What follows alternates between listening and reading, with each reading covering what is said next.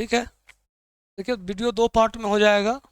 ठीक है, लंबा होने के कारण नहीं, बल्कि बोल रहे हैं ना कि कुछ तकनीकी समस्या आते रहता है, तो नया है, सीख रहे हैं, तो सेकेंड पार्ट भी इसका रहेगा एक, मतलब सेकेंड पार्ट ही अभी जो है हम कर रहे हैं रिकॉर्डिंग। रुक गया था। तो समीकरण 1 और 2 को जब आप देखिएगा तो यहाँ से क्या मिला, ये वैल्यू ओ क्यू बट्टा क्यू बी, और इधर से मिला, लिख लेते ओ क्यू बट्टा क्यू बी बराबर होंगे ये ओ आर बट्टा आर सी। अब वापस आइए पिक्चर पर, यही ना था। यहाँ देखिए, ये ओ क्यू बट्टा क्यू बी और ओ आर बट्टा आर सी, ये वाला त्रिभुज ओ बी सी में ना हो गया। यहाँ लिखते हैं साइड में, त्रिभुज ओ बी सी में, और ये जो प्राप्त किए यहाँ से ओ क्यू बट्टा, नहीं ठीक है, ओ क्यू बट्टा क्यू बी बराबर है ओ आर बट्टा आर सी के। ओ क्यू बट्टा क्यू बी ओ आर बट्टा आर सी, तो ये अनुपात बराबर हैं, और ये अनुपात में बांट कौन रहा है, तो क्यू आर रेखा, ये क्यू आर रेखा त्रिभुज की तीसरी भुजा बी सी के क्या होगा, पैरेलल होगा। तो यहाँ लिखेंगे ये अनुपात बराबर है, तो थेल्स प्रमेय के विलोम से, थेल्स प्रमेय के विलोम से अनुपात बराबर है, अनुपात में बांटने वाली रेखा त्रिभुज की तीसरी भुजा के पैरेलल होगा। यहाँ आप देख लीजिए त्रिभुज की तीसरी भुजा है बी सी, और ये लाइन बांटने वाला है क्यू आर, तो क्यू आर पैरेलल सी, यही साबित करना था ना। वापस जाके देख सकते हैं, से ना, हाँ था भाई, इसी में था। तो सिद्ध करना था क्यू आर, ये तो दिया गया है, दिया गया था, और ये दिया गया था, इसके आधार पर ये सिद्ध करना था, तो ये हम लोग किए। इसमें ज़्यादा कुछ था नहीं, अगर पिक्चर को आप समझ रहे हैं तो आसानी से क्वेश्चन बनाया जाएगा। ठीक है ना। तो एक था ये, 2 मिनट के लिए अलग से वीडियो बनेगा, तो हम 1-2 क्वेश्चन और देखेंगे। ऑब्जेक्टिव टाइप वाला में हम लोग देख लेते हैं, जो बनाने वाला पार्ट्स था वहाँ से आप बनाइएगा। इसे क्वेश्चन है ही, क्वेश्चन नंबर 10 जो आपको बतलाया गया था। क्वेश्चन नंबर 10 कहता है, 10 है कि 11,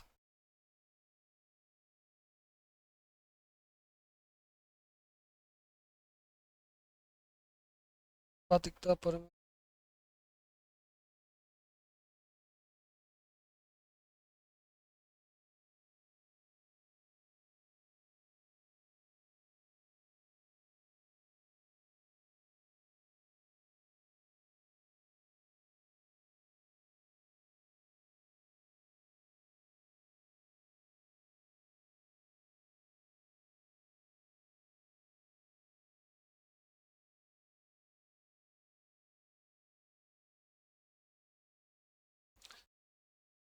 क्वेश्चन है कि आधारभूत अनुपातिकता प्रमेय के प्रयोग से सिद्ध कीजिए कि त्रिभुज की एक भुजा के मध्य बिंदु से दूसरे भुजा, उसी के एक अन्य भुजा के समांतर एक रेखा खींची जाए, तो तीसरी भुजा को क्या करेगा, समद्विभाजित करेगा।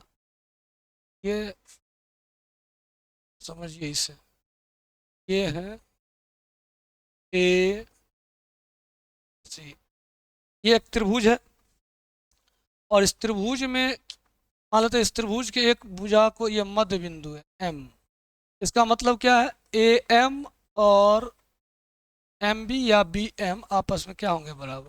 तभी नहीं मध्य बिंदु, मध्य का मतलब होता है 2 बराबर भागों में, ये लेंथ और ये लेंथ क्या होना चाहिए, बराबर। और यहाँ से अन्य भुजा ये जो बी सी है, इसके पैरेलल जब एक लाइन खींचे, ये लाइन क्या है, समांतर, तो यहाँ पर मान लीजिए कि ये एन बिंदु पर काटेगा, ठीक है, तो एम एन पैरेलल किसके हो गया, बी सी के।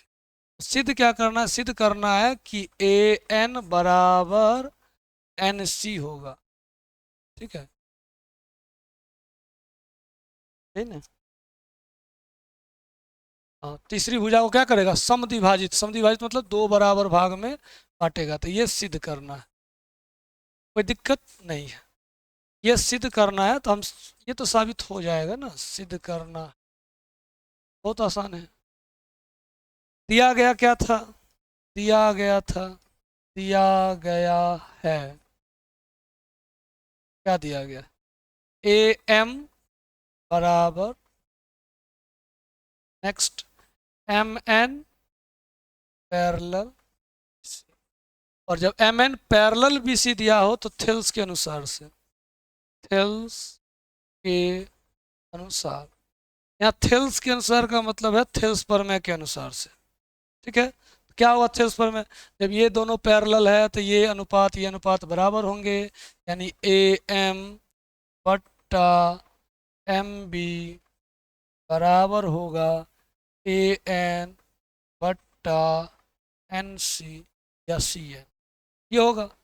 और यहाँ से क्या पता हम लोग को, जो दिया गया ए एम के जगह पर आप लिख सकते हैं बी एम, तो यहाँ से लिखते हैं ए एम, ये जो ए एम है इसके जगह पर क्या लिखते हैं, ए एम बराबर क्या है, बी एम, है ना। ए एम के जगह पर आप लिख दीजिए बी एम, और बी एम तो एम बी है ही, एम बी बराबर ए एन बट्टा एन। अब जब ये दोनों बराबर हैं तो ये कट के क्या आएगा, एक, समझ में ही नहीं आया होगा क्योंकि उल्टा लिख दिए है, एक बी एम लिखे एक एम बी लिखे, ए एम से बी का दूरी और बी से एम का दूरी दोनों तो सेम ही ना होगा, और ये डिस्टेंस है तो ये क्या हो गया, कट गया, तो ये एक आ गया, ये गुना होगा तो यहाँ से ये इधर गुना एक से होगा, तो ए एन बराबर एन सी। और इस प्रकार हम पाते हैं कि ये लेंथ बराबर हो गया, अतः ये रेखा एम एन ए सी को बिंदु एन पर समद्विभाजित करता है, सिद्ध हुआ। ठीक है ना, ये बात आप लास्ट में जोड़ दीजिए। एक और है, कहता है कि इसी बात को दूसरे तरीके से बोलता है, वो कहता है, वो क्वेश्चन कर रहा है कि आधारभूत अनुपातिकता प्रमेय के विलोम के प्रयोग से सिद्ध कीजिए कि त्रिभुज की दो भुजाओं के मध्य बिंदुओं को मिलाने वाली रेखा तीसरी भुजा के पैरेलल है। तो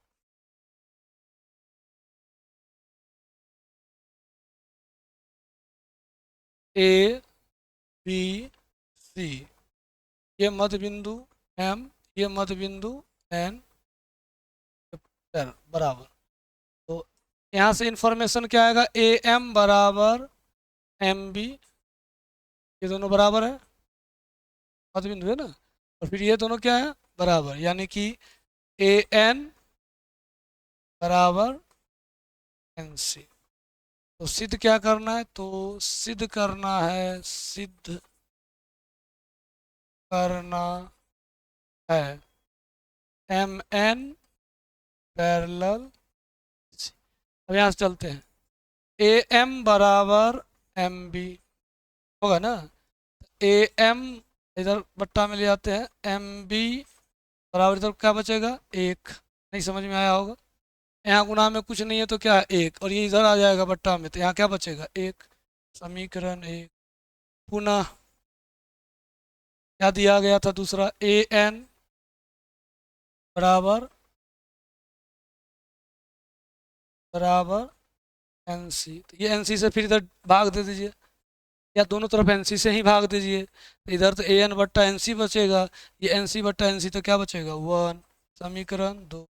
ये आर एच एस बराबर वन वन, तो ये किसका अनुपात, इसका, और ये तो दोनों क्या होंगे, बराबर। यहाँ से लिख सकते हैं समीकरण एक दो से ए एम बट्टा एम बी बराबर ए एन बट्टा एन सी, लिखा गया ना। अब देखिए अनुपात बराबर, तो अनुपात अगर बराबर है तो रेखा क्या होगी, पैरेलल, तो थेल्स के विलोम से, थेल्स के विलोम से अनुपात बराबर, इसलिए एम एन पैरेलल सिद्ध हुआ। सही है, कोई दिक्कत है? तो इस तरह का क्वेश्चन हम लोग से पूछते रहता है, क्वेश्चन बन जाना चाहिए। और नेक्स्ट था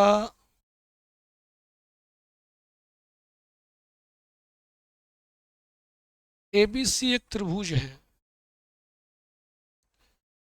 इसमें AB पर D और AC पर E बिंदु, AB पर D बिंदु,